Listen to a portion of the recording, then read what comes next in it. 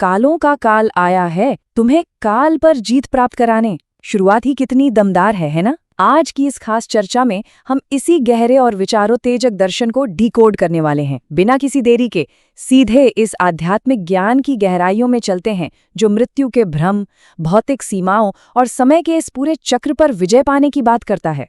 तो हमारा आज का मुख्य फोकस है इस कॉस्मिक ड्रामा या ब्रह्मांडीय नाटक को डिकोड करना। हम आध्यात्मिक ज्ञान और 5000 साल के चक्र की इस पूरी फिलॉसफी को तटस्थ होकर समझेंगे। ये किसी विशेष मान्यता का प्रचार नहीं है, बल्कि इस अद्भुत स्रोत में जो दार्शनिक गहराइयां छिपी हैं, उन्हें निष्पक्ष तरीके से एक्सप्लोर करने का एक प्रयास है। इस पूरे कॉन्सेप्ट को आसानी से समझने के लिए हम इसे 4 हिस्सों में बांट रहे हैं। पहला, आध्यात्मिक ज्ञान और सर्वोच्च सत्ता। दूसरा, देह अभिमान से आत्म अभिमान का सफर।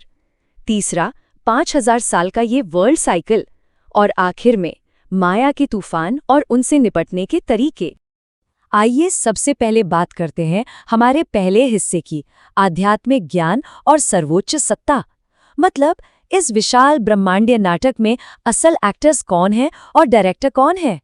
स्रोत की माने तो सर्वोच्च सत्ता यानी शिव बाबा।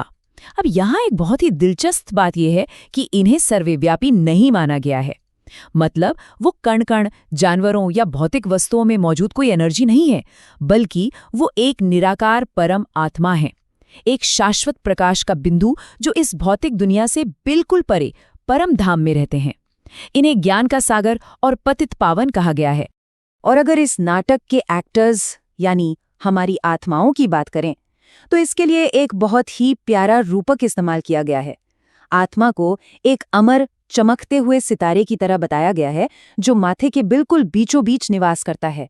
ये कोई भौतिक चीज नहीं है, बल्कि एक एक्टर की तरह है जो अलग अलग जन्मों में शरीर रूपी कॉस्ट्यूम बदलती रहती है।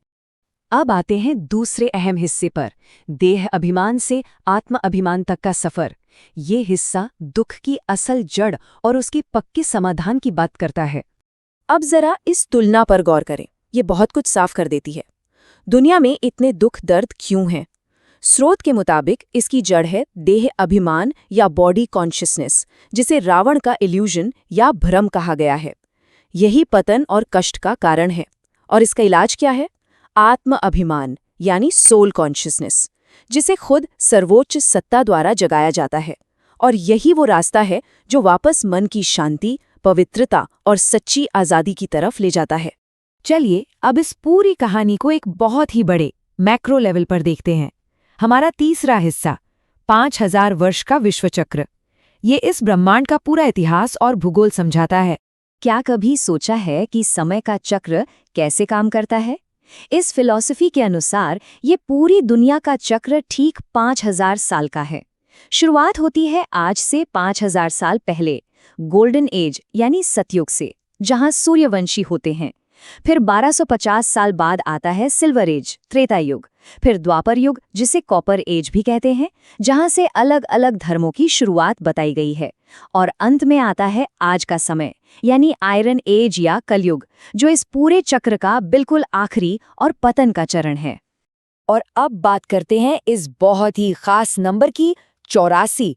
ये कोई आम नंबर नहीं है।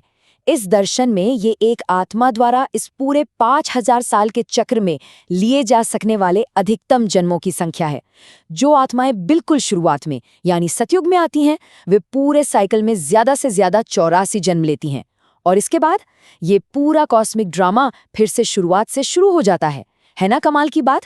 इसे और भी गहराई से समझने के लिए धातुओं के इस बेहतरीन रूपक को देखते हैं। सतयुग में आत्मा 16 कला संपूर्ण होती है, बिल्कुल 24 कैरेट शुद्ध सोने जैसी, कोई मिलावट नहीं।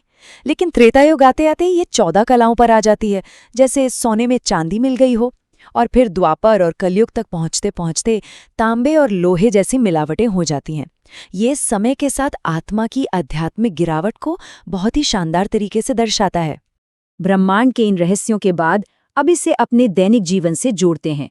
हमारा चौथा और आखिरी हिस्सा, माया के तूफान और उनके समाधान। आज के इस उथल-पुथल वाले समय में स्रोत एक बहुत ही साफ और स्पष्ट निर्देश देता है, मास्टर मर्यादा पुरुषोत्तम बनना। इसका मतलब बड़ा सीधा है, ईश्वरीय सिद्धांतों पर चलकर खुद को बेहतर बनाना। और यहाँ एक बहुत बड़ी चेतावनी भी है, हमें दूसरों की गलतियों या उनकी कमियों में नहीं उलझना है। अपना पूरा फोकस सिर्फ और सिर्फ अपने खुद के आध्यात्मिक विकास पर रखना है। और जब माया के ये भारी तूफान आएं, तो फिर कैसे रहें? इसके लिए ये 4 बहुत ही प्रैक्टिकल कदम बताए गए हैं। पहला, खुद को शरीर नहीं बल्कि एक अभौतिक आत्मा समझें। दूसरा, उस एक निराकार पिता या सर्वोच्च सत्ता को याद रखें। तीसरा, अपनी भौतिक इंद्रियों के खिंचाव पर जीत हासिल करें। और चौथा, फालतू के ख्यालों को पूरी तरह से डिस्कार्ड कर दें ताकि आपकी मेंटल एनर्जी बची रहे। कुल मिलाकर इस पूरी फिलॉसफी की जो कोर प्रैक्टिस है वो कुछ इस तरह है। एक रूहानी यात्रा शुरू करना, मन मना भव की प्रैक्टिस करना, यानी अपने मन को सीधे सुप्रीम से जोड़ना। लगातार याद के जरिए पुराने जन्मों के पापों को खत्म करना, इस पुरानी होते दुनिया से भौतिक लगाव छोड़ना और एक अचल और एकरस स्थिति बनाए रखना। स्रोत के अनुसार यही वो प्रैक्टिकल रास्ता है जो इंसान को पतन से निकालकर वापस पवित्रता की तरफ ले जाता है। आज की इस गहरी चर्चा को हम मातेश्वरी के एक बहुत ही पावरफुल और विचारोत्तेजक सवाल के साथ खत्म करेंगे। सवाल ये है, अगर ईश्वर सर्वव्यापी है, यानी हर जगह और हर चीज में मौजूद है, तो इस दुनिया में इतना दुख क्यों है और इंसानों को ईश्वरीय बचाव के लिए पुकारने की जरूरत ही क्यों महसूस होती है? ये सवाल सच में सोचने पर मजबूर कर देता है कि क्या एक अलग गैर सर्वव्यापी सर्वोच्च रचनाकार का तर्क ज्यादा सटीक है? इस दिलचस्प सवाल के साथ हम आज की चर्चा यहीं रोकते हैं। उम्मीद है ये सफर आपको ज्ञानवर्धक लगा होगा। हमारे साथ जुड़ने के लिए बहुत बहुत शुक्रिया।